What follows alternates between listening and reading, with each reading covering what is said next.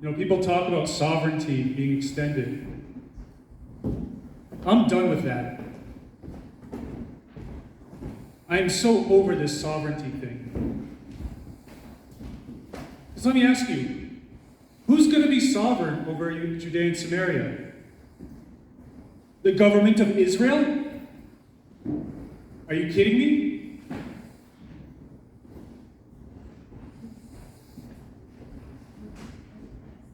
How would you grade them on their job in Israel? You want the people who are governing the Negev and the Galil to govern us? That's the big dream? The same people who invited Hamas into the Gaza Belt communities on October 7th?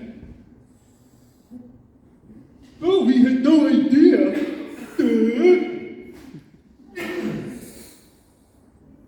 There was only 10,000 Hamas terrorists amassing on the border and doing everything possible to signal invasion. We didn't know.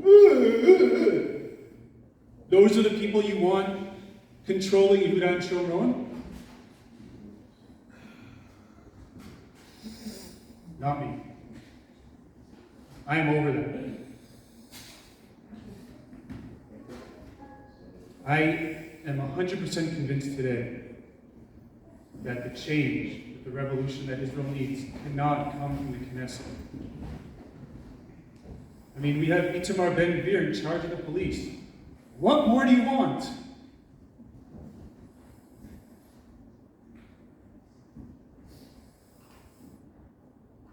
Baruch Marzel can't even run for the Knesset. And we're running around Facebook going, Israel's a democracy!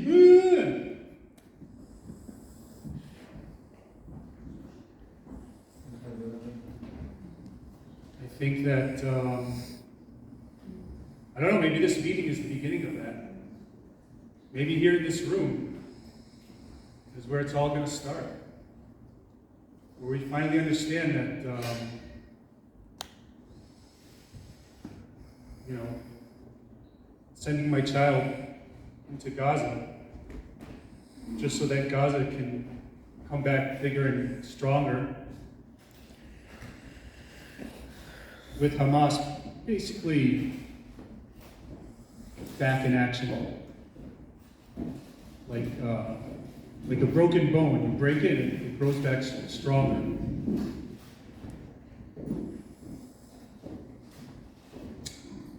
Something's got to change. I think when the Kahanas came around, for some reason, it was a pretty novel idea to take the people who've been killing you for what, 40 years in your country? People who've been initiating pogroms, intifadas, rock throwing, just killing Jews at every opportunity they can. Kahana came around and he said, you know what? I know this might sound crazy, but maybe those people shouldn't be here. Crazy, right? Everyone in Israel was like, their minds were blown. How can you say that? How can you say, get rid of the people who are constantly conspiring to kill us? That's insane. Who would even think that?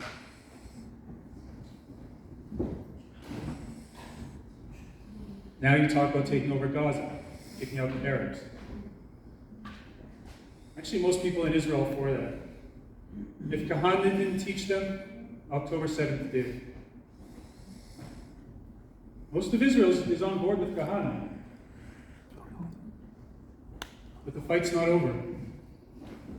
Because now although they believe that Kahana was right, they don't think that his plan is realistic. They don't believe that it can be implemented. And that's where we got to come in. I'm not saying we got to implement anything tonight. I'm not calling for violence. I mean, officially I'm not calling for violence, so that's on the record for you Shabak agents in the audience. But we need to start at the very least convincing people that his ideas are realistic. And you know what? I'll be honest with you. I'm not 100% convinced they're realistic. But I don't have a choice. I don't have the luxury of assuming that Kahana's plans are not realistic, because the alternative is so much worse. So I want everyone to go home today. Most of our friends who are like-minded just need that little push. Explain to them, yes, it is realistic, and it can come from us. And although the government seems all-powerful, although we seem hopeless against this machine that keeps keeping us down, arresting us if we speak the Torah, showing obvious favoritism to left-wing protesters as opposed to us, doing everything they can to enable Arab terrorism. We have to understand, yes, we do have the power. We have to find it within us. And start convincing our friends, because it starts with our communities. You tell your neighbors, talk to them. Explain to them Kahana's ideas. I know you agree with it, but it can be done. And I don't have all the answers, but I know it can be done. Because if it couldn't be done, Hashem would not have made it the first mitzvah to the Jewish people when they entered the land of Israel.